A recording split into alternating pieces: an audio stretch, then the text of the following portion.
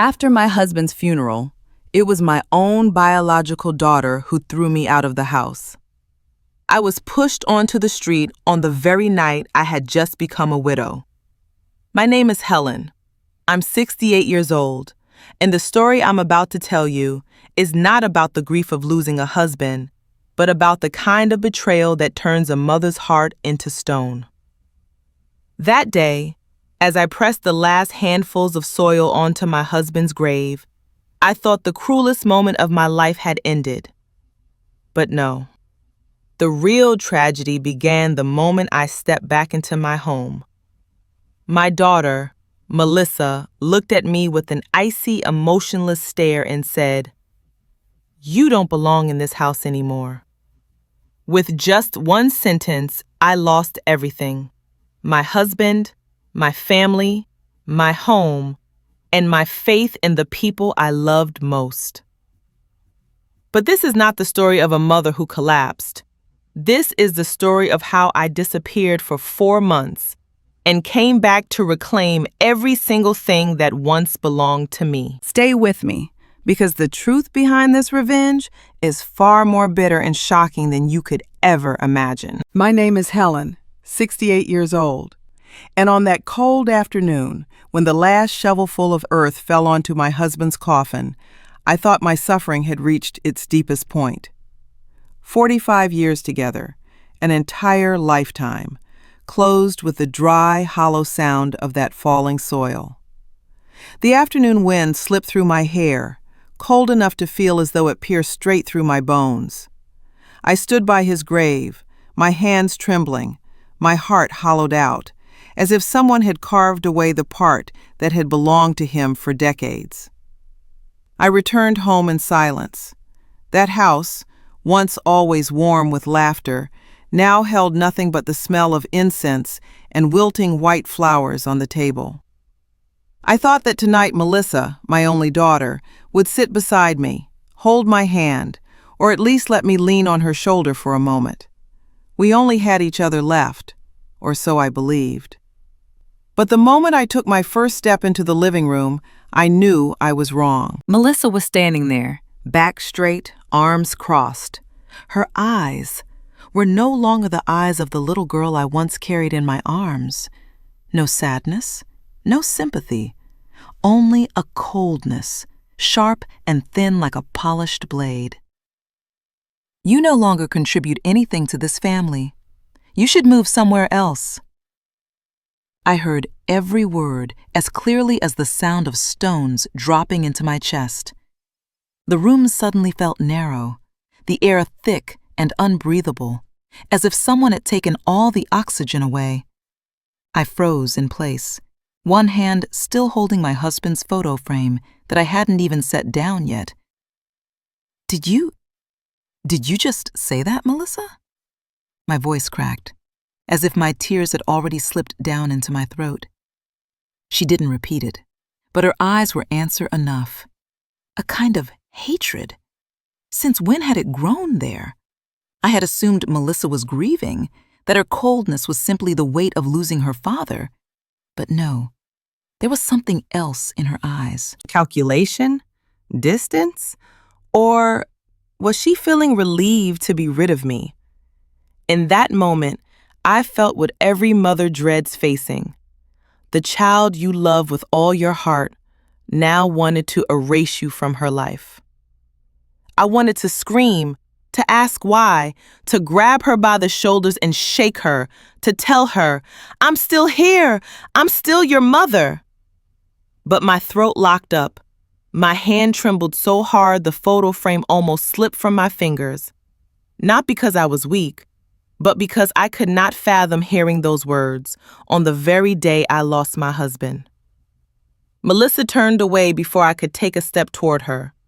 Her heels clacked against the wooden floor, hollow, distant, colder than the sound of earth hitting the grave earlier that afternoon. The house that had always sheltered me now felt like a freezing warehouse filled with memories that no longer belonged to me. I looked around. The family photos on the walls, the wooden chairs my husband had crafted by hand.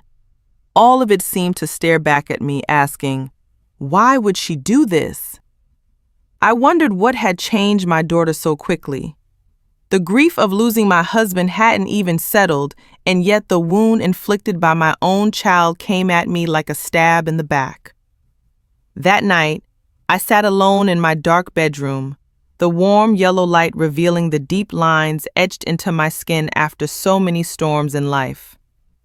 I couldn't cry anymore. Perhaps the last tear had already fallen onto his grave that afternoon. But amid the shock, a strange feeling crept into my chest, light as a breath, yet sharp as steel. There was something Melissa wasn't telling me.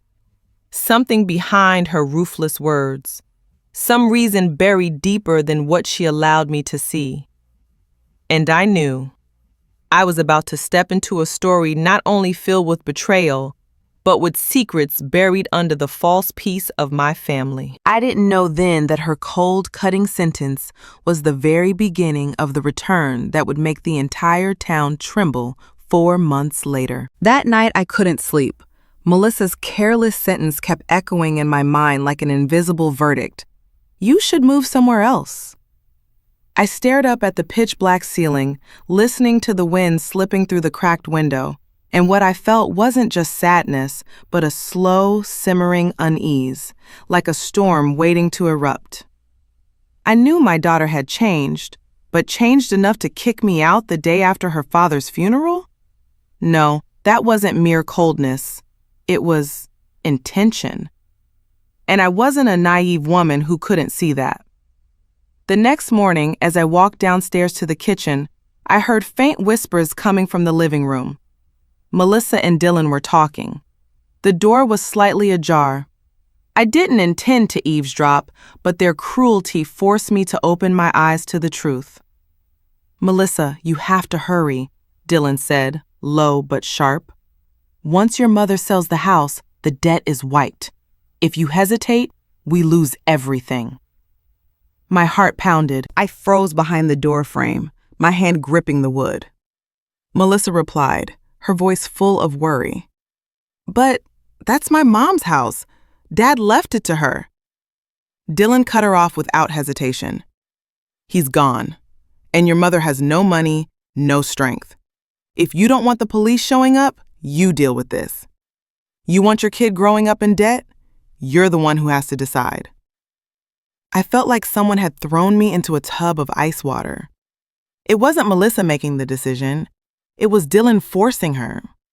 But what hurt me more was that Melissa agreed, meaning she had been considering this for a long time. I stepped back, yet it felt like I had slipped off a cliff. Why were they in debt so badly they needed to sell my house? Why had my daughter, the child I raised, allowed a man to drag her so far she would betray her own mother? I sat in a chair, my hands trembling. A few minutes later, they walked out of the room, and I pretended I had heard nothing. Melissa avoided my gaze. Dylan looked at me the way someone looks at an object, about to be removed. And for the first time in my life, I realized silence can be even more terrifying than screams. In the days that followed, I started paying attention. Pieces that once seemed unrelated slowly aligned into a dark, ugly picture. Bills in the trash were all overdue notices. Melissa's phone rang late at night, and she always turned it off the moment I walked in. Dylan constantly received calls he had to sneak outside to answer, and every time he returned, his face was pale. One afternoon, while I was folding my husband's old shirt, the bedroom door cracked open. I heard Dylan whispering into the phone. "Trust me, once that house is sold, everything's settled. My mother-in-law doesn't have the money to sue." I froze. My mother-in-law can't afford to sue? In that moment, I understood I was no longer just a mother being pushed aside for being a burden. I was a target, a means to pay off their debt, a sacrifice. And the cruelest part? They had planned this before my husband even closed his eyes for the last time. Meaning, during the days I spoon-fed him water and medicine, Melissa and Dylan were plotting how to take my home away. My chest hurt so badly I could barely breathe, not because of my age, but because a mother's heart had been stabbed by her own child, something I never imagined possible. That evening, Melissa knocked on my door. "We need to talk," she said. I looked deep into her eyes, the same eyes that once sparkled with innocence, now clouded with worry, fear, and lies. "We're going through some financial difficulties," Melissa began, trying to keep her voice calm. "I think if you move somewhere else and let us sell the house—" "To pay off your husband's debt?" I cut in. Melissa froze, clearly not expecting me to know. Her gaze flickered. For a split second, I saw the child she once was, confused, scared, making the wrong choices and not knowing how to undo them. But that moment vanished quickly. What replaced it was stubbornness. "You don't understand," she said, her voice trembling slightly. "I need to protect my family." I took a deep breath to steady my shaking heart. "And what about me?" I asked softly. "Do you think your mother doesn't need protection too?" Melissa didn't answer. She turned away, and I understood. In her heart, I was no longer family. That night, I didn't sleep. But unlike the first night, filled with pain and collapse, this time, another feeling emerged within me. Clarity. Sharp, cold. If they had calculated me as a burden, they would soon learn I was not so easily erased from the picture of their lives. And so, from that very moment, I began planning to leave, to disappear, and to prepare for the day I returned, not as a weak, abandoned mother, but as a woman who would reclaim everything that was hers. I always thought the greatest pain in my life was losing my husband. But it turns out some pains don't come from those who leave, but from those who stay. After that conversation the night before, I knew my time in this house was running out. I could feel the cold distance in every glance Dylan gave me, the awkward guilt in every movement Melissa made. They avoided me the way someone avoids an item they're planning to throw away, hesitant only because they haven't found a pretty reason to do it yet. And then came that morning. The first light of day slipped through the curtains, thin as a strand of golden thread pulling me out of my restless sleep. I heard rustling sounds from the living room. At first, I thought Melissa was getting ready for work. But the heavy dragging noise, the dull thuds, it all filled me with unease. I opened my bedroom door, and my heart dropped to the floor. In the hallway, right outside the front porch, were all of my things. Everything. Old, worn suitcases, my sewing box that had followed me through decades, the coat my husband bought me for our 40th anniversary, even our wedding photo frame, hastily wrapped in a kitchen towel.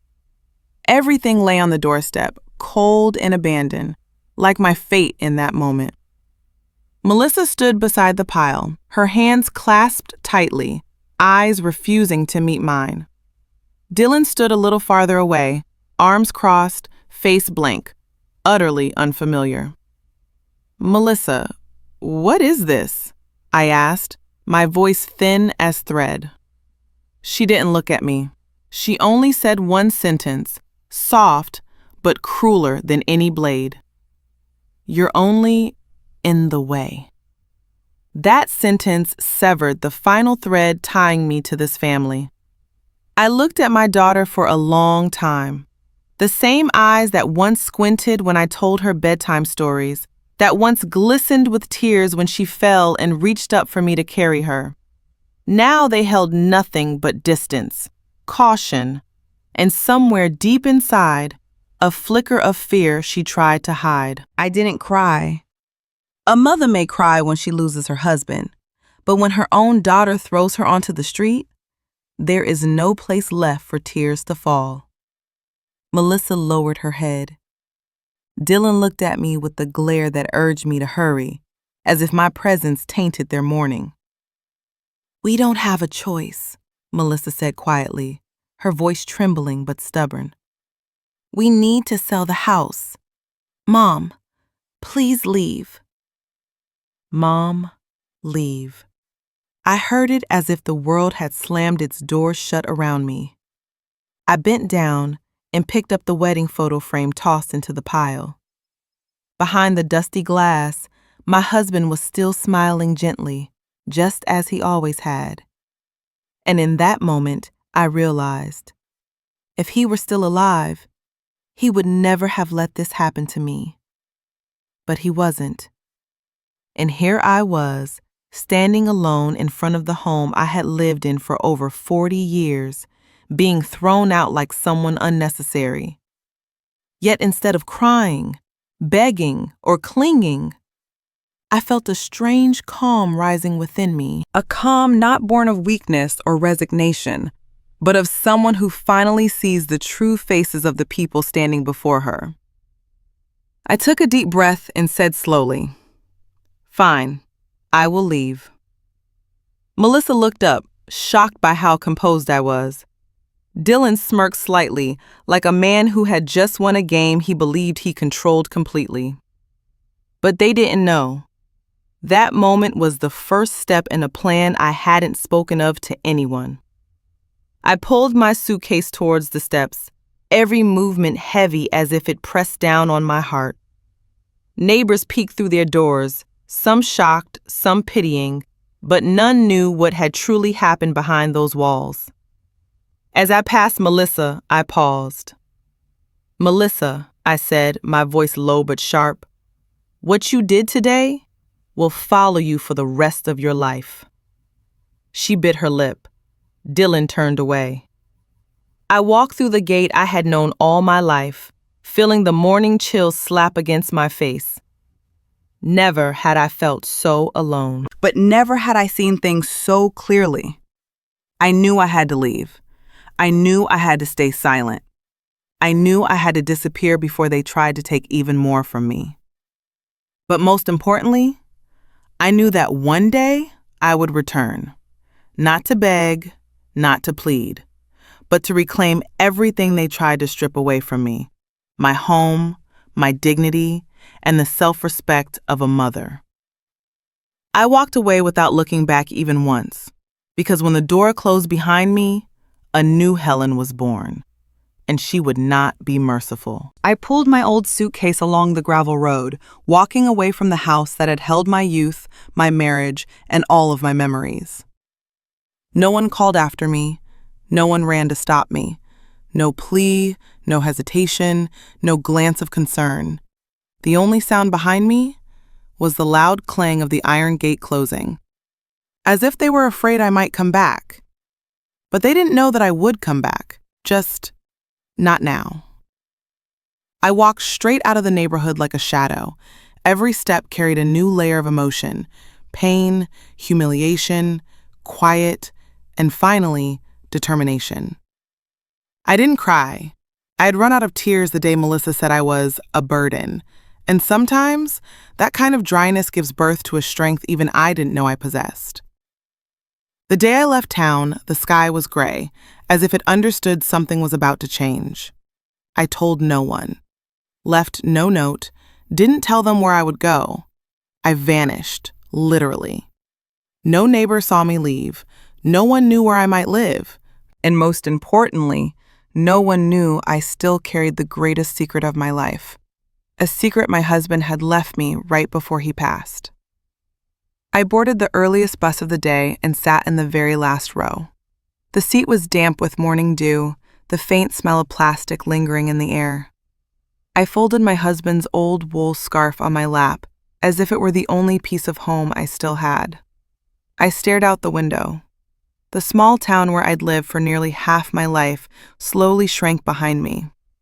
The familiar rooftops became tiny blocks. The riverside road where I once walked with Melissa when she was little blurred like a fading painting. There was no Melissa standing there shouting, "Mom, don't go!" Nothing but silence.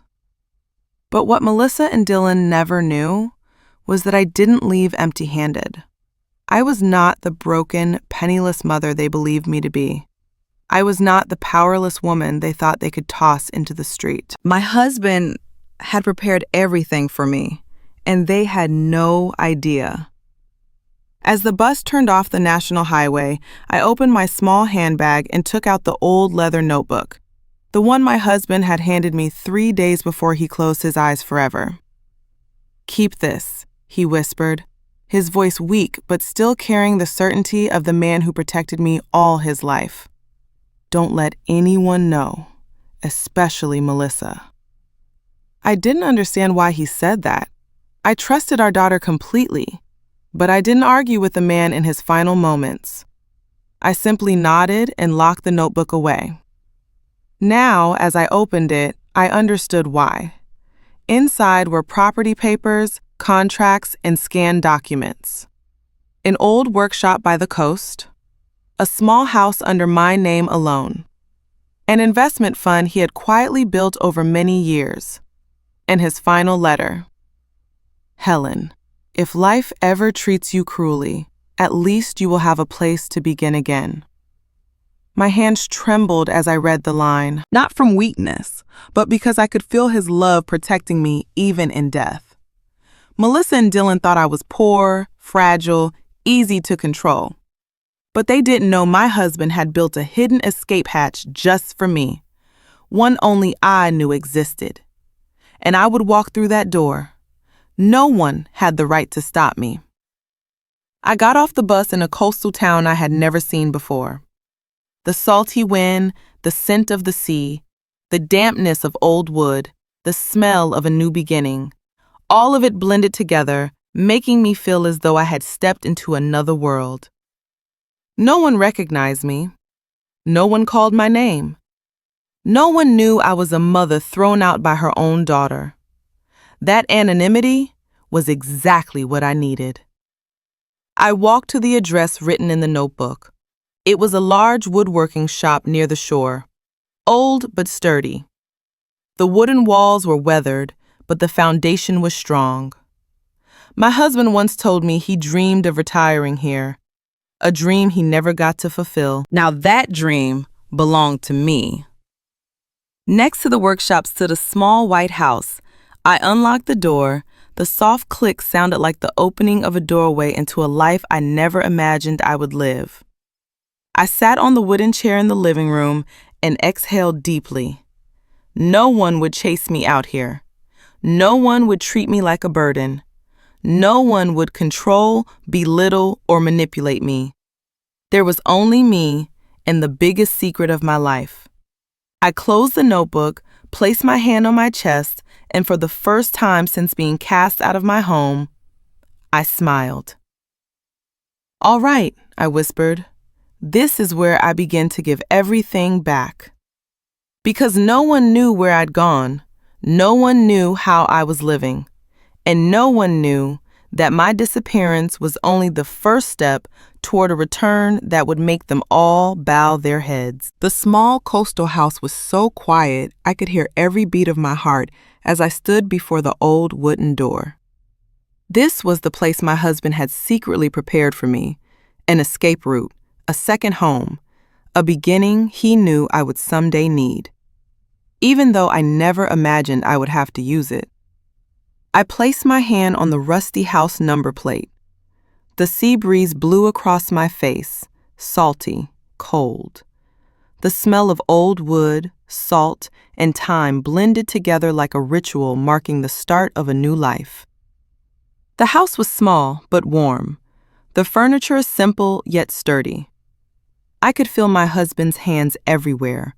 He was always meticulous, quiet, thoughtful, as if he knew that one day I would stand here, hurting, lost, yet ready to change. I walked into the bedroom. Beneath the cabinet, where he once told me to look when the time comes, was a small black safe, heavy and covered in dust. I sat down on the wooden floor, my heartbeat quickening. My hands trembled slightly as I turned the combination he had written in his final letter. 1978. The year we were married. The safe clicked open. That sound. was like a door opening into an entirely different chapter of my life. Inside was a thick stack of documents, a small wooden box, and a sealed envelope with my name on it. I reached for the envelope first. His handwriting was still familiar, strong, but slightly shaky, marked by the illness of his final days. I opened the letter. Helen, if you are reading this, it means you have left that house. And if you have left, it means Melissa is no longer the daughter you once knew. I froze. He knew. He had seen the thing I had been denying for years. The next page blurred my vision. I love her, but I saw the change in her ever since she married Dylan. I am afraid that one day you will be the one hurt by her choices.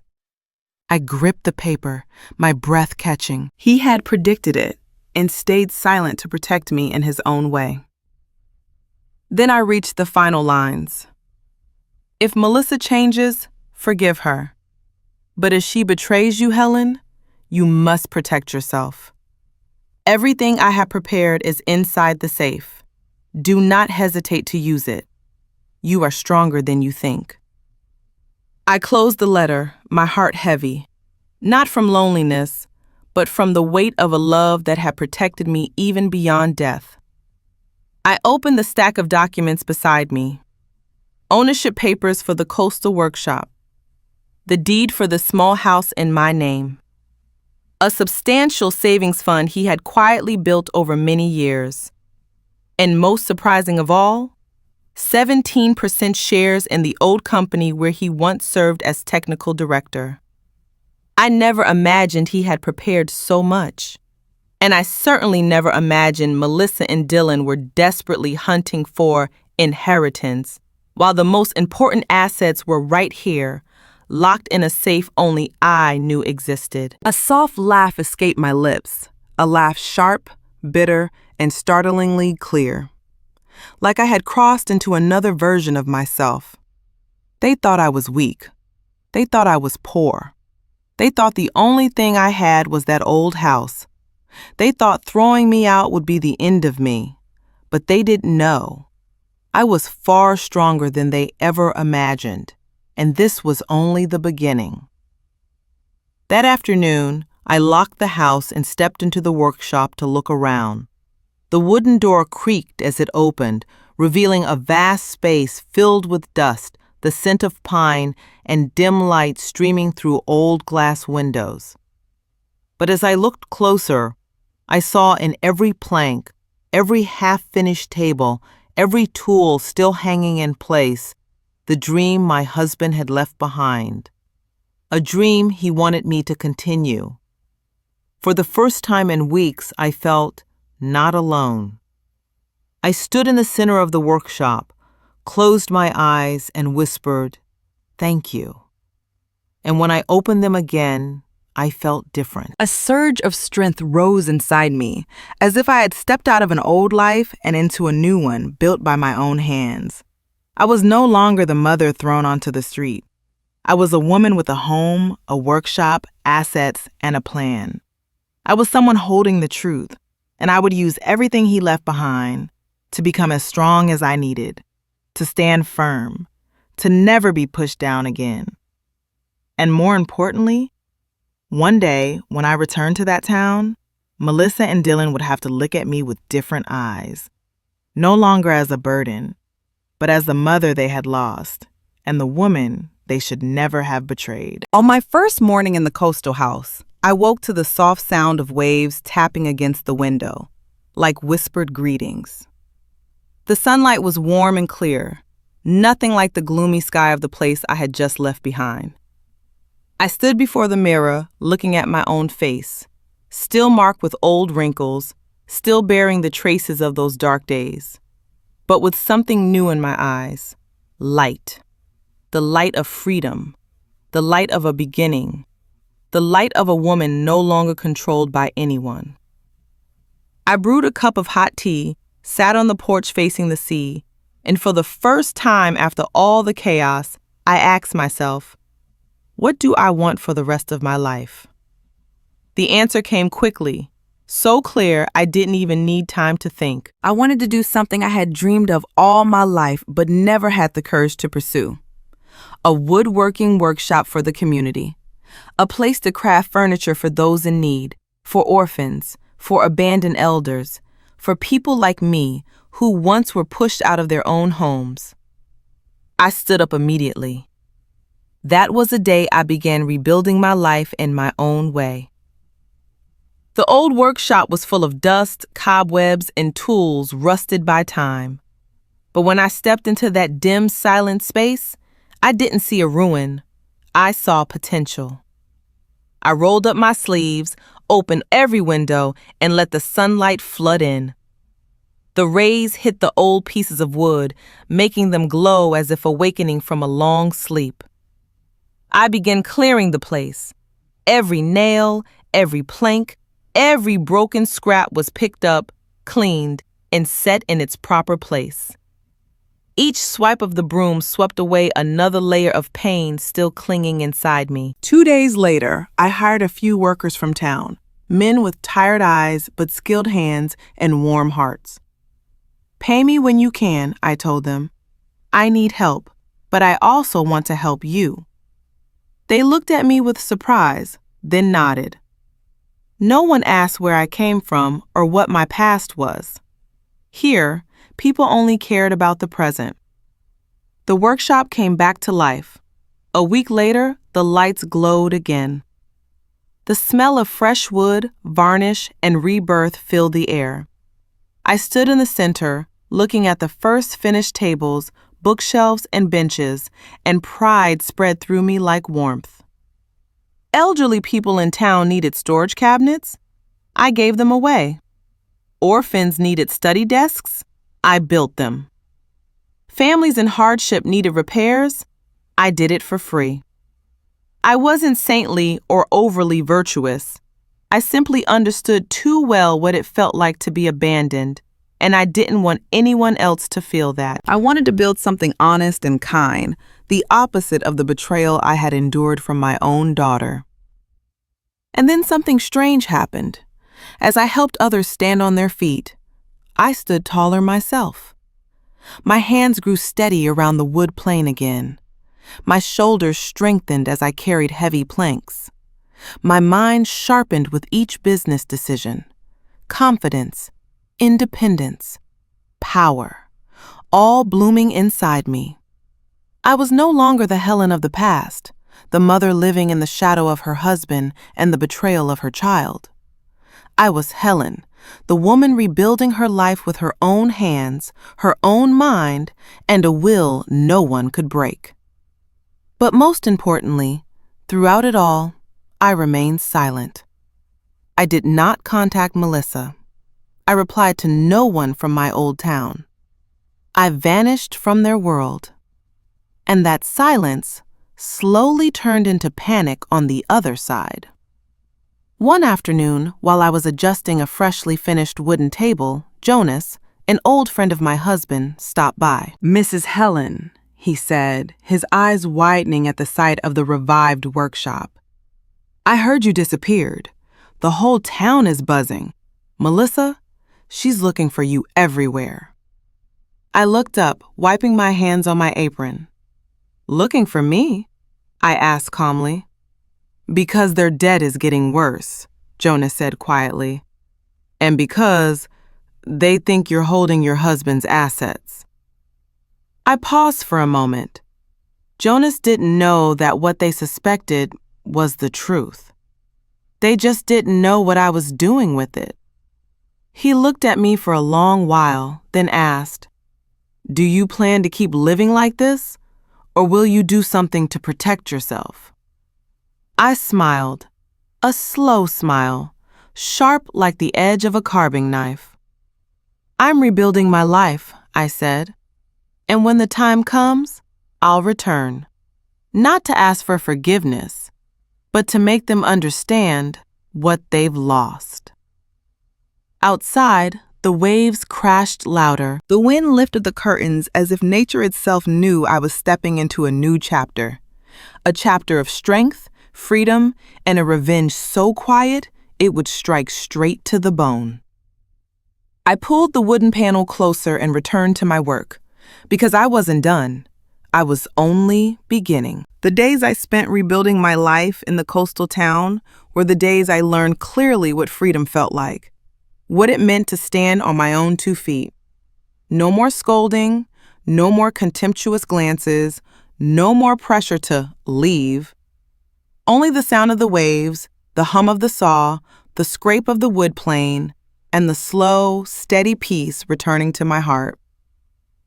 The workshop was running smoothly. The small house was always filled with light. I made new friends, neighbors who welcomed me with sincerity. And I realized, life doesn't end when we're betrayed. It simply begins again in another form. But while I was being reborn, the place I had left behind was crumbling. I heard the first news from Jonas. The old man sat down on a wooden chair in my workshop, leaned on his cane, and sighed. "Helen, did you hear? Your old house. The bank has issued a foreclosure notice." My hand paused on the wooden tabletop, not out of pity, but because I knew this was only the beginning of the disaster they had created for themselves. Jonas continued. Dylan lost money in some investments. The penalty fees are bigger than they expected. He got his hours cut at work. Melissa took too many sick days from stress and got fired too. I nodded slightly. I had predicted this long ago. A family built on greed will crack sooner or later. But then Jonas said something that made my heart stop for a moment. "Melissa, she's looking for you. She's been asking everyone, every place she can think of, but no one knows where you are." I lowered my head, focusing on the wood grain beneath my fingers to hide the emotion that flickered in my chest. Looking for me? Out of love or out of desperation? I didn't ask. Jonas continued, as if he read my thoughts. "She's terrified. Dylan's angry all the time, and she just cries saying, 'Where's my mother?' They say she walks past your old house every day, stands there for hours, then leaves." A salty wind blew in from the sea, stinging my eyes. I didn't want to pity Melissa, not after what she did. But I also understood. Sometimes mistakes aren't born of malice, but weakness. And Melissa had been far too weak standing next to someone like Dylan. Weeks later, bad news came crashing in one after another. The house was fully seized. The bank accounts were frozen. Their car was towed away in the middle of the night. And the gossip that spread through the entire town? Dylan left Melissa a separation letter and disappeared. Jonas recounted it, his expression heavy with the sorrow of an elder watching someone young fall apart. They fought constantly. Dylan told her she was useless, couldn't earn money, couldn't help with anything. And one morning, he packed everything and left. I stayed silent. A mother's heart still aches when her child suffers. But my reasoning was stronger than my heartbreak. This was the price of her choices, and sometimes the biggest lessons are paid with loss.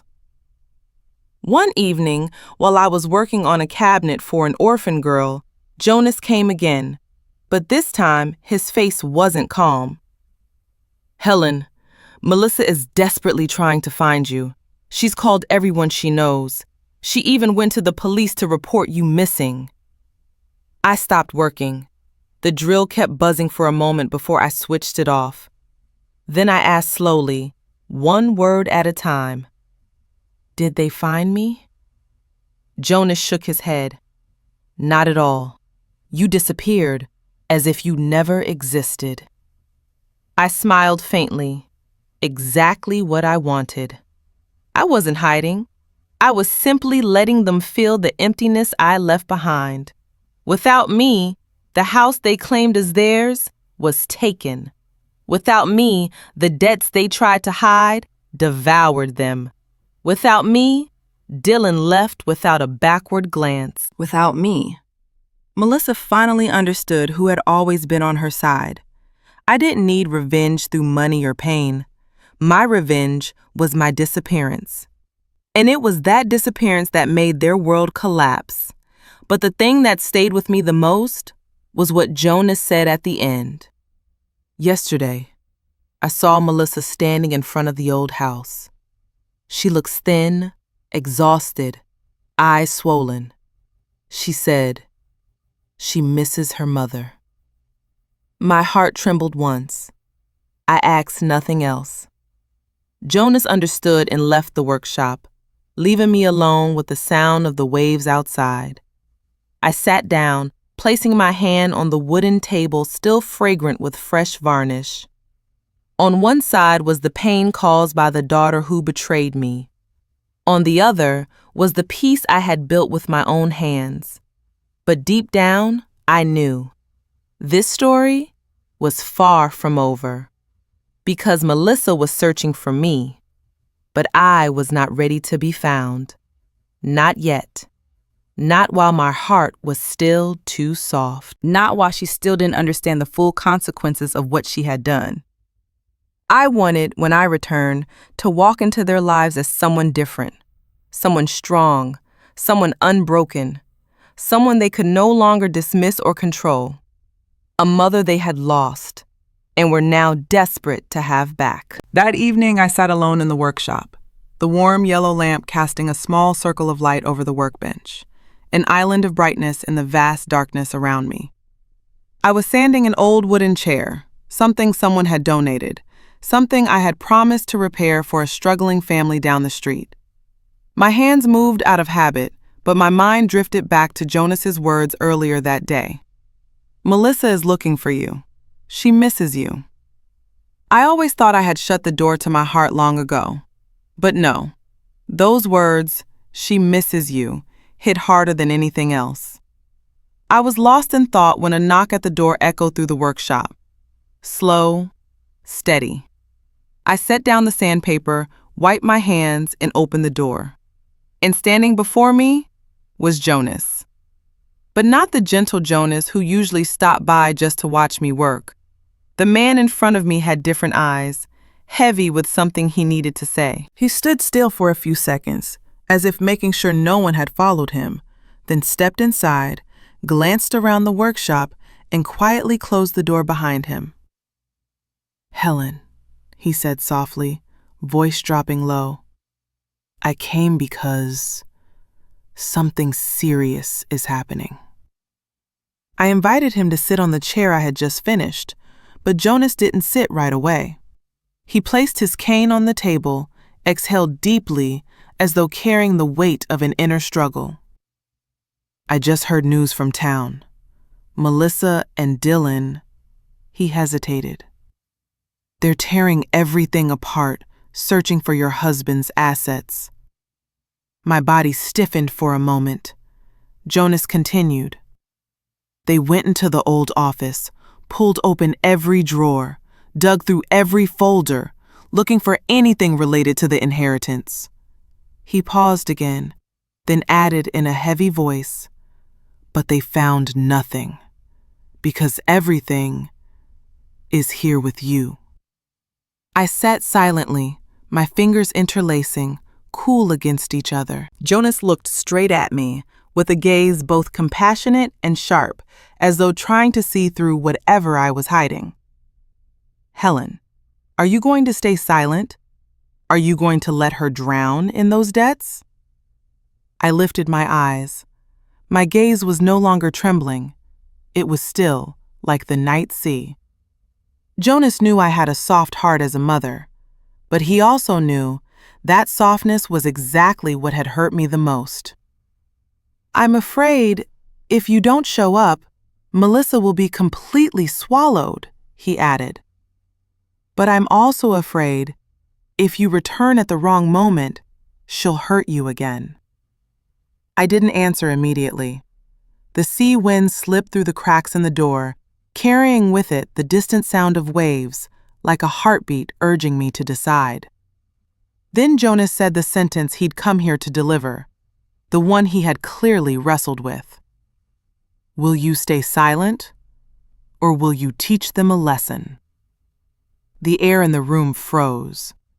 I stood up, walked toward the window, and looked out at the sea. It was dark, almost black, but beneath its surface were waves rolling with quiet, relentless force, just like my heart. I remember the day I was thrown out. Dylan's calculating eyes, Melissa's steel, cold voice. You're only in the way. The nights I lay alone, grieving my husband, aching for my daughter, wondering where I had gone wrong. I clenched my hands, then turned back to Jonas. My eyes had changed. No longer the eyes of a wounded mother, no longer the eyes of a woman who ran away, but the eyes of someone who had stood back up, stronger, steadier, unshakable. I smiled, a small smile, but sharp enough to make Jonas hold his breath for a moment. It's time, Jonas. He nodded slowly, like a man witnessing the moment a woman finally discovers her true strength. I continued. I've rebuilt my life. I've stood back up with my own hands. And now, I'm going to show them the difference between having me and losing me. Jonas let out a breath, this time in relief. He had heard exactly what he hoped to hear. I walked him to the door. Before leaving, he turned back and asked, "How will you return?" I looked toward the sea. The wind blew through my silver hair, but my face was steady as stone. Not in the form they once knew, I replied. I will come back as someone entirely different, so they'll understand. The woman they pushed out that day no longer exists. Jonas stared at me for a long moment, then smiled, for the first time in weeks. Well then, Helen, this will be a return the whole town will never forget. I nodded gently. Inside me, there was no anger, no resentment, only one thing: clarity. Melissa and Dylan chose betrayal. I chose disappearance. And now, I will choose to return, not to punish with cruelty, but to force them to face the consequences of their own choices and to face the strongest version of me. That night, I sat alone in the workshop, the golden light surrounding me, the sound of waves echoing from afar. I placed my hand on the wooden table and closed my eyes. In my heart, there was only one thought: I will return. And this time, no one will ever be able to push me out of their life again. The day I decided to return to my old town, the sky above the coast seemed to change color. I looked at myself in the mirror that morning, a 68-year-old woman, but no longer the Helen who had been thrown onto the street, eyes swollen from crying, hands trembling in despair. No, the woman in the mirror was someone else. My hair was neatly trimmed, silver but bright, tied up in a clean, elegant bun. A cream-colored tailored suit hugged my frame, soft yet powerful. Low, sharp-edged shoes. The pearl necklace my husband left me gleamed under the morning sun. On the table lay the keys to a new car, black, sleek, polished. I had never imagined myself driving something like that. But now, it wasn't just a vehicle. It was a declaration. I am no longer the mother they once dismissed.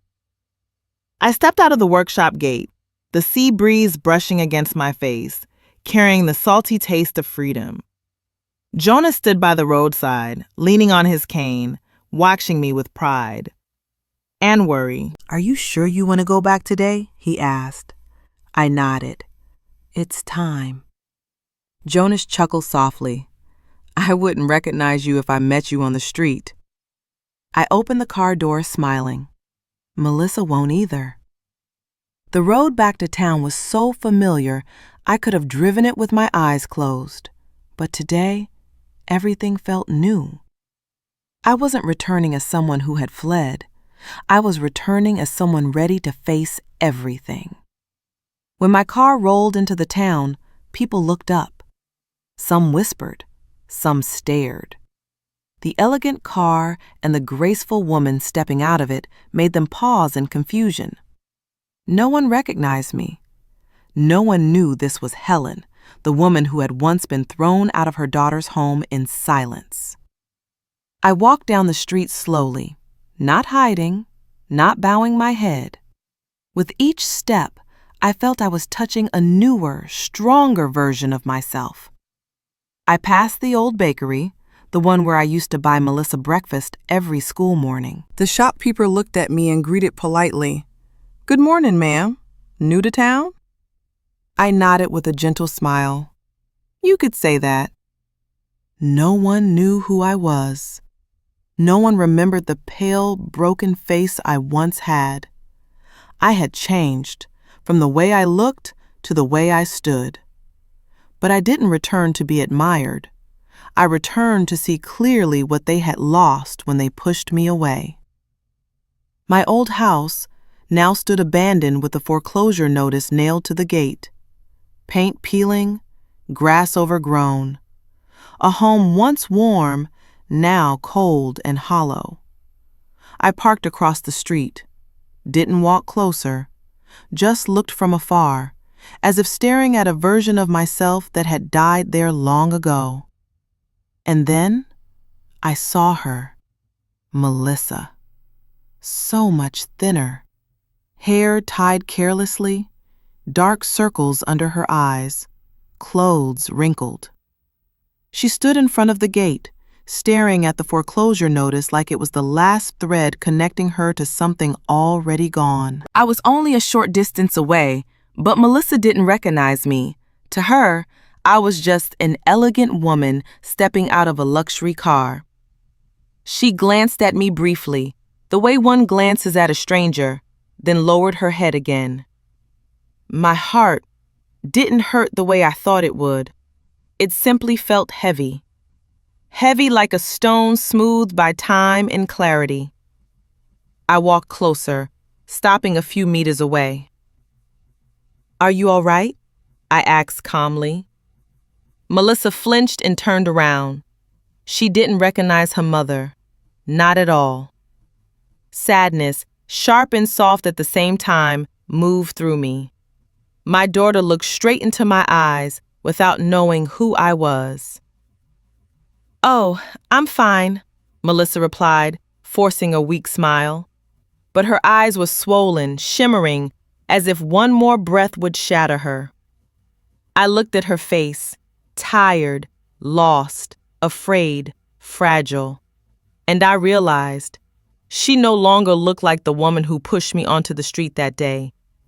Life had done what I didn't need to do. Life had taught her what 1,000 of my words never could. "You're here alone?" I asked. Melissa nodded, swallowing tears. "Yes. I don't have anyone left. I don't have anyone left." The words hit my ears like a blade turned backward. But this time, it didn't cut me. It just made sense. I understood the pain of a mother betrayed, and I understood the pain of a daughter abandoned by her own choices. I took a slow breath and kept my voice steady. "I hope, one day, you find what you've lost." She lowered her head. "Thank you, ma'am." I walked back to my car, but inside my heart, a small, fragile part trembled. My own daughter didn't recognize me. Truly didn't. I sat in the driver's seat, closed the door, and in that moment, I stood at a crossroads. One path of cold revenge, letting her bear the full consequence of her decisions, and one path of returning, helping her back up, but only if she learned to value what she once threw away. I didn't choose yet. I simply gripped the steering wheel and looked in the rearview mirror. In the reflection, I saw the strongest woman I had ever known, myself. And behind me, Melissa still stood there, small and lost, not knowing that her mother had just returned. But this return would change everything. I walked away from my old house in silence, but in my heart, Melissa's words echoed over and over. "I don't have anyone left." The sentence pierced the softest place inside me like a needle. But I knew I could not let a vulnerable heart lead the way just yet. I did not return to collapse under pity. I returned to confront, to be direct, to place every piece exactly where it belonged. The next morning, I drove to the temporary lodging where Jonas said Melissa was staying. A low, peeling apart building with damp hallways, nothing like the warm home she grew up in under my care. I walked down the corridor, the sound of my shoes tapping steadily, like a drum announcing the confrontation to come. At the door of room 23, I stopped. Inside, I heard quiet sobbing, small, choked, relentless. I knocked. No answer. I knocked again. The door opened slightly, and there she was, Melissa. Her face swollen, eyes bruised with exhaustion, hair tangled, her body thin and frail. She stared at me for a few seconds, confused, like someone blinded by sudden light. "You are?" she asked, voice hoarse. I didn't answer immediately. I let her look closer. Only when her eyes widened, her lips trembled, and her hand clutched the doorframe, did I speak softly. "You've been looking for your mother?" Melissa collapsed onto the floor right in the doorway. She burst into tears like a child. Not the cry of anger nor weakness, but the cry of someone who finally sees a lifeline in the middle of a dark ocean. "Mom, is that really you?" she sobbed. "Mom, where did you go? You disappeared. I thought you—" I stood there, looking down at her calmly. I didn't hug her. I didn't touch her hair to comfort her. I didn't forgive her. Melissa cried harder, her tears falling onto my hand, but I didn't waver. Because I knew, if I held her now, every lesson she needed to learn would vanish. I spoke slowly, each word firm. "Stand up." My voice wasn't cold, but so steady that Melissa had to lift her head. She wiped her tears with her sleeve and tried to stand. Her hands trembled as she held onto the door for balance. "Mom, I'm sorry. I know I was wrong. I need your help," Melissa said through broken breaths. I looked straight into her eyes. Help with what? She bit her lip, gathering courage. I owe too much. Dylan left. The bank took the house. I don't know how to live anymore." I stood still for a few seconds. This was the moment I had replayed 1,000 times. The daughter who once treated me as a burden, now begging for help. But what I felt wasn't joy, wasn't revenge, wasn't satisfaction. It was clarity, the kind earned only after surviving deep pain. I set my bag on the nearby chair, looked at her, and asked, "When I needed a home, what did you say to me?" Melissa stepped back half a pace. Her red, swollen eyes trembled. I said things I shouldn't have," she whispered. "Every word," I said, not letting her escape. "What did you say?" She lowered her head, tears falling onto the old tile floor. "I said, you were in the way." Her voice broke. "I told you to leave." I nodded. Then I said the sentence I had carried in my chest for months. "When I needed a home, you threw me out. Now you need me, and suddenly I'm your last choice?" The words fell into the tiny room like a final judgment. Melissa broke into sobs. She dropped to her knees, clinging to my legs. "Mom, I was wrong. I was stupid. Dylan manipulated me. I didn't know he'd leave me. Mom, please, I beg you, help me, just this once."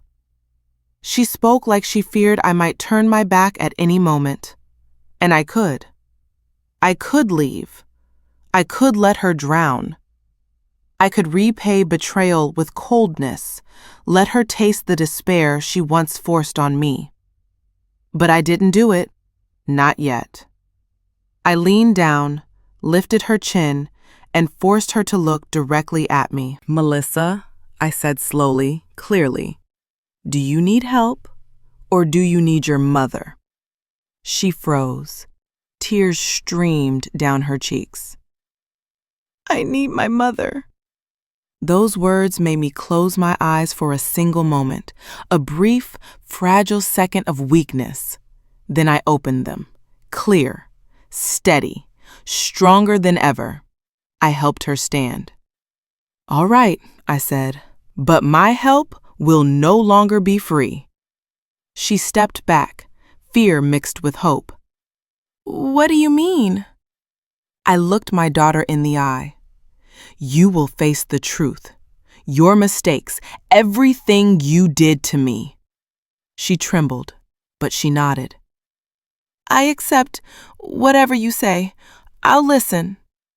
I allowed a faint smile. "Good. Stand firm, Melissa, because from now on, I will show you what consequences look like and what forgiveness truly costs."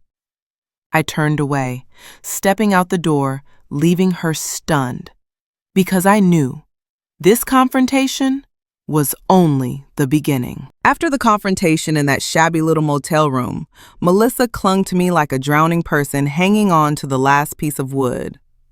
But I didn't offer my hand, not yet. I needed her clear. I needed her aware. I needed her to fully see the choices she had made and everything she had lost. That afternoon, I drove slowly toward the outskirts where I had arranged to meet Melissa.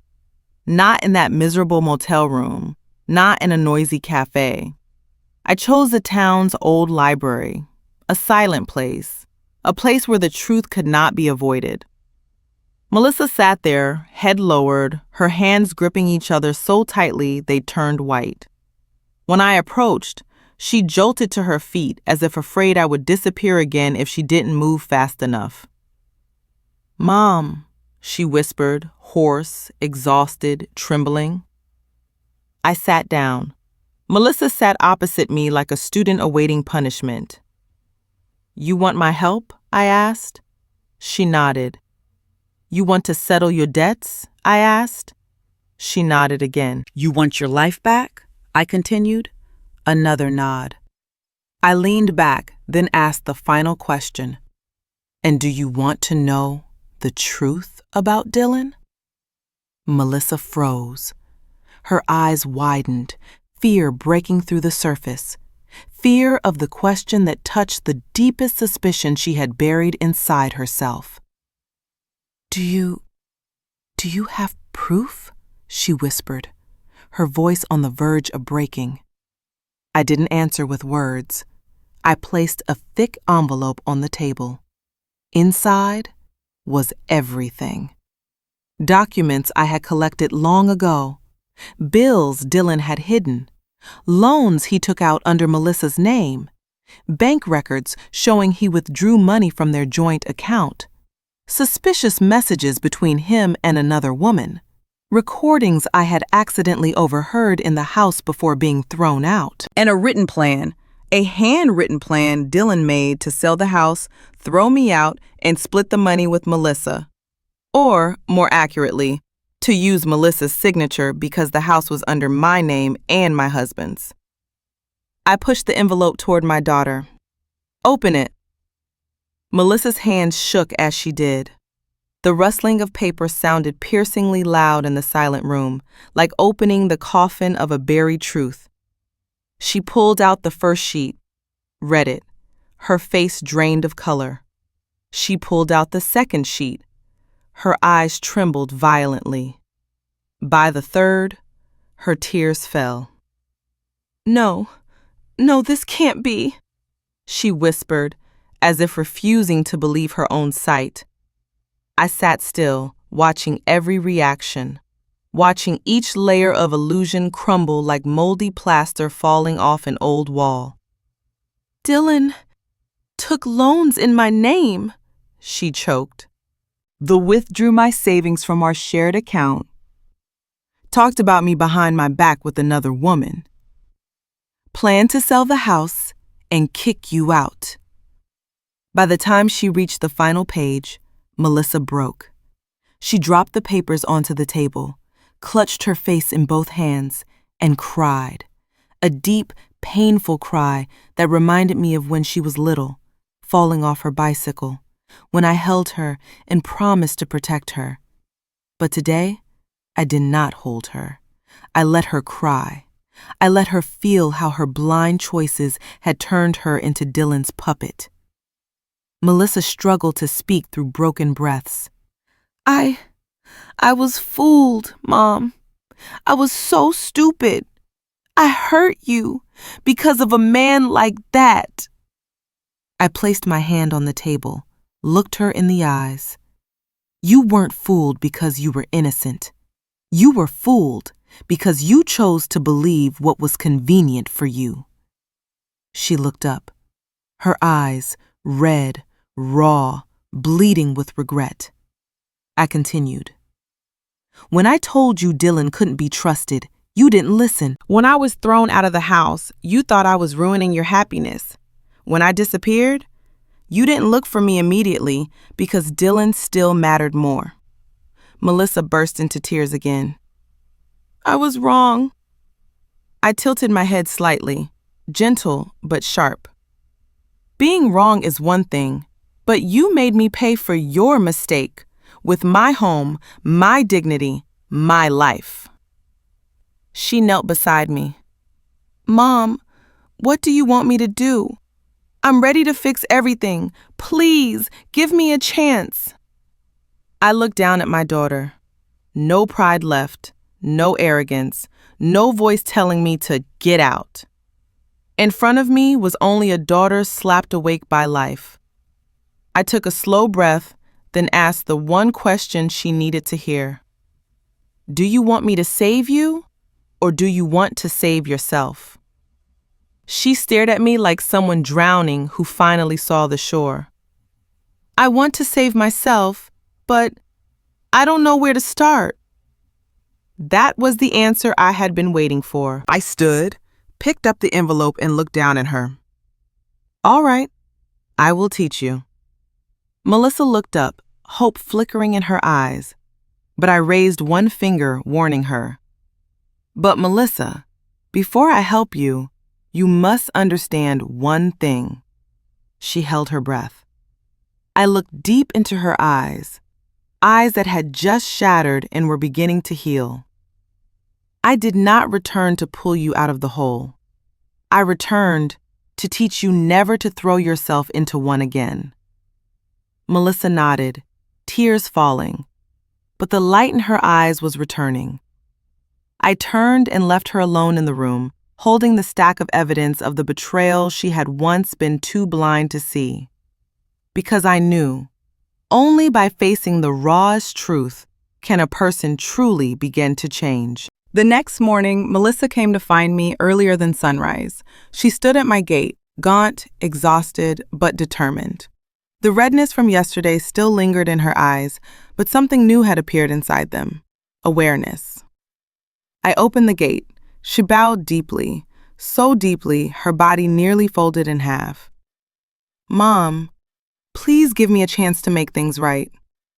I looked at her for several seconds before answering. Fine, but everything will be done on my terms. I led her into the workshop. The space was glowing with early morning sunlight. Fresh planks of wood leaned against the walls. The faint smell of oil-based paint filled the air, the scent of renewal. Melissa stood in front of the workbench, gripping the edge of the wood as if holding on to the last thread of hope. I faced her, my eyes steady, unwavering. You want me to help? Yes, she whispered. You want to fix your debts? She nodded. You want your life back? Another nod. I spoke slowly, each word cutting clearly through the quiet morning air. Good, but I have conditions. Melissa swallowed and nodded again. I'll do whatever you say. My voice remained calm, firm. First, Dylan must be out of your life. Melissa froze. I continued. No more contact, no second chances, no excuses, no going back. She opened her mouth, instinctively wanting to defend something, but when she saw the firmness in my gaze, she lowered her head. Mom, I know. I'll cut him off. I nodded softly, then laid out the second condition. Second, you must go to therapy. Her head snapped up, eyes wide. Therapy? Mom, I'm not crazy. I folded my arms, my voice as steady as the wooden floor beneath us. No one said you were, but you do have an issue with how you treat people. Her cheeks flushed with shame. You let a man manipulate you. You threw your own mother out of her house. You chose greed, chose convenience over truth. She said nothing. For the first time, she knew I was right. I pressed forward, not allowing her to hide. Therapy will help you understand your own worth, help you face your old wounds, and help you learn what respect looks like. She nodded, eyes reddening again. I'll go. I will. I placed the third paper in front of her, the final condition, a legal document. Melissa looked at me, confused. Mom, what is this? I answered plainly. A written agreement stating that you and any man in your life have no right to touch my assets. Silence. The entire workshop seemed to hold its breath. I continued, my voice not loud, but sharp enough to split wood. You almost sold my house. You let someone trick you into signing dangerous papers. I nearly lost everything because you trusted the wrong person. Melissa trembled, then burst into tears. Mom, I know I was wrong. I swear I'll never touch anything of yours again. I'll sign it right now. I placed the pen in front of her. I didn't force her, didn't coax her, didn't threaten her. I simply watched. Melissa signed her name with shaking hands, each stroke carving away her dependency, her weakness, her blindness towards Dylan. When she finished, she set down the pen, her hand damp with sweat. Mom, she looked at me, guilt filling her eyes. I'm truly sorry for everything I've done. I know sorry isn't enough, but I want to change. Will you let me try? I stepped closer, placing my hand on the table, my voice lowered, not out of anger, but with the weight of a truth she needed. Melissa, respect is not something you ask for. It's something you prove. She nodded hard, tears falling onto the white paper. I continued. These 3 conditions aren't to punish you. They're to help you stand on your own and to teach you how to respect others, starting with your mother. Melissa choked on her breath. I'll do it. Please, trust me again?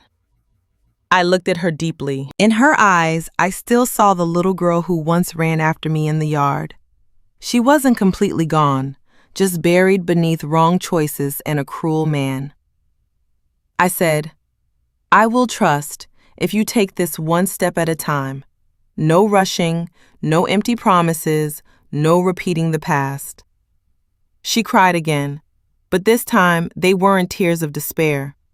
They were the tears of someone finally emerging from a long, blinding fog. I gathered the signed agreement and slipped it into my bag. The workshop fell quiet again, only the sea breeze rustling the curtain by the window, as if witnessing a silent rebirth. Before leaving, I spoke one final sentence. You've lost your husband, you've lost your home, and you almost lost your mother. Melissa trembled. From now on, don't lose yourself. Then I turned away, leaving her standing alone in the workshop, holding the signed agreement, holding the naked truth, holding the first lesson in respect she had ever received. Because these conditions weren't merely requirements for my help, they were the conditions for her to become someone she herself could finally respect. From the day Melissa signed the agreement and chose to rebuild her life, something I never expected began to happen. She truly changed. Not changed to please me, not changed to ask for money, not changed because she was forced. She changed because for the first time, she finally saw herself in the mirror. On her first day of therapy, she was shaking so badly she dropped her keys 3 times at the door. On her first day applying for jobs again, she stood in front of the mirror for an hour, practicing how to look people in the eyes without bowing her head. On her first day calling relatives to apologize, her voice was so hoarse she had to drink water every few minutes.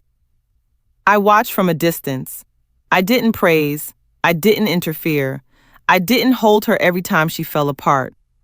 I let her walk, stand, and grow on her own. And Melissa walked the path seriously. Dylan officially vanished from her life. No messages, no calls, no explanations. His silence was the only gift he ever gave her. The day she received the divorce papers Dylan mailed, she stood frozen for 3 minutes, then folded the paper, placed it on the table, and exhaled as though lifting a boulder off her back. "I don't belong to that man anymore," she said. I looked at her and nodded gently. For the first time, I saw my daughter free herself, not waiting for anyone else to pull her up. But the journey of repair was still long, and Melissa took it seriously. She visited her cousin, the one she had insulted for refusing to lend Dylan money. She apologized 3 times, each more sincere than the last. She went to the neighbor, Mary, to apologize for ignoring her when Mary's child was sick and needed help. She brought a small gift bag and said, "I was selfish. I thought only my own family mattered. Now I understand everyone carries their own pain." She called Aunt Patricia, the woman who helped her on her wedding day, to apologize for disappearing for years because Dylan didn't like her having contact with family. She said, "Now I make my own decisions. No one controls my relationships anymore." Each apology was like gluing pieces of a shattered mirror back together, not perfect, but brighter than before. As for me, I kept my word. I helped Melissa pay off her debts. Every loan, every fee, every suffocating interest payment. But unlike before, I didn't let her think I did it out of motherly obligation. I did it because I chose to. Because my daughter chose to pay the price. However, all assets remained in my name. The house, the company shares, the land, the workshop, everything stayed under my ownership, and Melissa understood that clearly. She didn't ask for them back, didn't resent it, didn't show any entitlement. She simply said one sentence that nearly made my hands shake. "Mom, keep everything. I only need you and a chance to rebuild my life." I turned away so she wouldn't see my trembling fingers. And then something unexpected happened. While Melissa struggled to rebuild herself, I, Helen, was rising stronger than ever. My woodworking shop was becoming known across town, not because it was luxurious or fancy, but because people knew it as the shop of kind Mrs. Helen, the woman who helped the poor with skilled hands and a generous heart. Old neighbors began realizing Helen wasn't weak at all. They came to me, not out of sympathy, but out of respect. The day I drove into town to deliver a new furniture project, people looked at me with both admiration and awe. No one saw a mother thrown out of her home. No one saw a trembling woman afraid of being judged. They saw an elegant, independent, successful lady stepping out of an expensive car, a woman whose mere presence made others step aside. And Melissa saw it too. One afternoon, she came to the workshop. She stood at the door watching me work, sunlight falling on my hair, making me look like I belonged inside that golden glow. "Mom," she called softly. I looked up. "What do you want to say?" Melissa stared at me for a long time, a look with no distance, no fear, no shadow of Dylan attached to it. She said, her voice trembling but steady, "I'm proud of you." I stood there, hands resting on the wooden block. I didn't speak immediately. I didn't hug her. I didn't cry. But my eyes softened, like sanded wood revealing beautiful grain beneath the roughness. Then Melissa stepped closer and added, Dylan, the neighbors, everyone, they all see you differently now. You're so strong. You shine so brightly that no one can ever control you again." I smiled. That, right there, was the perfect revenge. Not causing harm, not pushing anyone to ruin, not reclaiming every penny. Just letting them see the woman they once dismissed is now standing tall, radiant, independent, successful. And most importantly, no longer dependent on anyone. Letting them watch me rise and seeing how small they look in comparison to the choices they made, that is the gentlest, yet most painful revenge of all. Time passed faster than I expected. Since the day Melissa began rebuilding her life, nearly 6 months had gone by. 6 months. Enough for a withered seed to sprout again. Enough for a heart once misguided to relearn love. And enough for me, a mother once betrayed, to learn how to open my heart again. This time slower, wiser, with boundaries and principles. Melissa now was nothing like the Melissa from before. She attended therapy sessions every week, returning home with clearer eyes, a straighter posture, and a steadier voice. She found a new job at a small handmade craft shop. Not high-paying, not glamorous, but a job she earned on her own. She learned how to manage her finances. She learned to stand in front of the mirror and say, "I deserve better." She learned to face her mistakes instead of blaming others. She learned to apologize and to live in alignment with those apologies. And what moved me most was this: Melissa made time for me. Not out of obligation, but out of love. She often came to the workshop, helping me sweep, pack orders, label boxes, never asking for money, never demanding anything. Just sitting beside me, sometimes in silence, sometimes chatting, amid the gentle sound of wood being carved. One day, while I was sanding a large wooden tabletop, Melissa sat beside me and said, "Mom, I wish I had known how strong you really were. Maybe I wouldn't have made such terrible choices." I replied, "It's not that I became stronger. It's that your father gave me the right reason to stand up at the right time." She understood, her eyes glistening, though she smiled. Healing sometimes begins with the simplest words. Another afternoon, sunlight streamed through the large window, casting a bright beam across the wooden floor. Melissa looked around the workshop and said, "Mom, I want to build something with you." I paused and looked at her. "What do you mean?" She inhaled deeply, gathering all her courage. "I want us to reopen the workshop the way Dad dreamed. A real family furniture studio. You as the maker, me as the manager. You build the products, I build the brand. We build it together." My hand froze over the wood. This workshop had always been my husband's dream, written in his letters, his plans, even in his final breaths. He wanted me to have a place to rely on, and he wanted Melissa, someday, to return to me. When Melissa said those words, I felt as if I heard him smiling from somewhere far away. I looked at my daughter, not as the child who once hurt me, but as someone trying, with her whole heart, to mend everything she had broken. "You think you can do it?" I asked. She nodded, eyes bright. "I'll learn. I'll work harder than ever. I want our family back. I didn't answer immediately. I walked toward the wooden table my husband once left unfinished. I placed my hand on the grain, feeling each line like a quiet message from him. Open your heart when the time is right, Helen. Forgive when they are truly willing to change. I turned back to Melissa, the daughter who once pushed me out of my home, once sent me into despair, but now stood before me, humble and sincere. I stepped forward and placed my hand on her shoulder. All right, I said, we'll start over, from the beginning.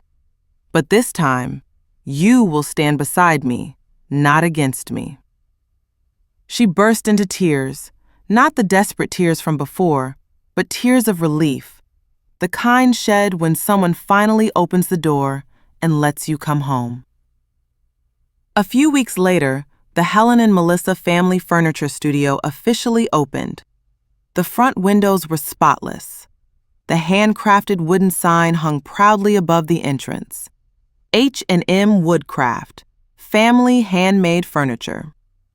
People in town came to see. Some who knew the old story whispered, "Oh my God, they actually rebuilt their family business?" Mrs. Helen is incredible, and Melissa has changed so much. Look at them, like nothing bad ever happened. I only smiled, because no one saw the long road behind us, the pain, the collapse, the betrayal, the disappearance, the awakening, and finally, the healing. Melissa took the role of manager. She tracked orders, handled finances, talked to customers, posted products online. While I crafted the tables, chairs, shelves, decorative pieces, each one shaped by my own hands. Mother and daughter, each with different tasks, but moving with the same rhythm toward the same dream under the same roof. One day, Melissa paused in the workshop, looked at me and said, "Thank you, Mom, for not giving up on me." I replied, "You came back in time. That's enough." Our family was finally restored. Not perfect, not the same as before, but real, steady, and worth cherishing. When I saw Melissa confidently signing our very first order with her strong handwriting, I knew. My revenge was never about making her suffer, not about ruining her life, not about forcing her to beg. My revenge was making her see my true worth, the worth she lost sight of when she trusted the wrong man. And now, she had found it again. I know my husband, from somewhere far away, is watching us, smiling with satisfaction, because at last, mother and daughter stand together, just as he always hoped. That morning, I stood in the middle of the workshop, where the golden dawn filtered through the glass windows and fell onto the pieces of wood, creating streaks of light beautiful enough to steal one's breath. The sea breeze drifted in, carrying its familiar salty scent, the sound of saws, of wood being planed, of Melissa's footsteps in the corner of the workshop, all blended into a slow, steady melody filled with life. I placed my hand on the unfinished wooden table. The smooth grain beneath my fingertips made me smile.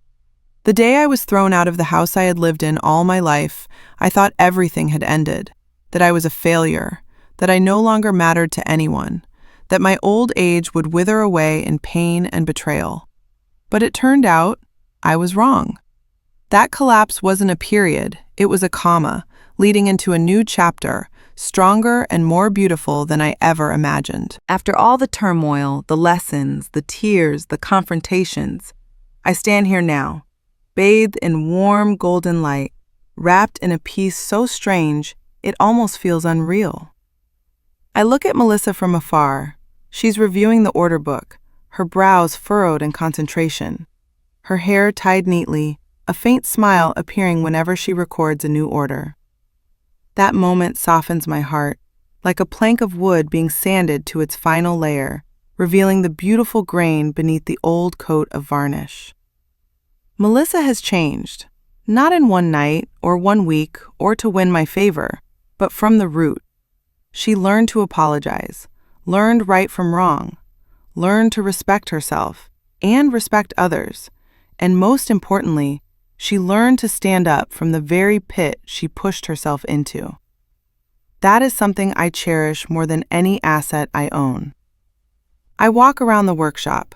Sunlight glows on the pieces we've created. Wooden chairs with perfect curves, bookshelves warm and familiar, like my room when I was young. Small wooden figurines Melissa loves to place on the checkout desk. Every piece carries the imprint of our hands. On the wooden board hanging by the door is the sentence, H&M Woodcraft, when a family is rebuilt with love and respect. Melissa is the one who wrote it. She said, "Mom, the past hurt deeply, but not everything broken must be thrown away. Some things become stronger when put back together."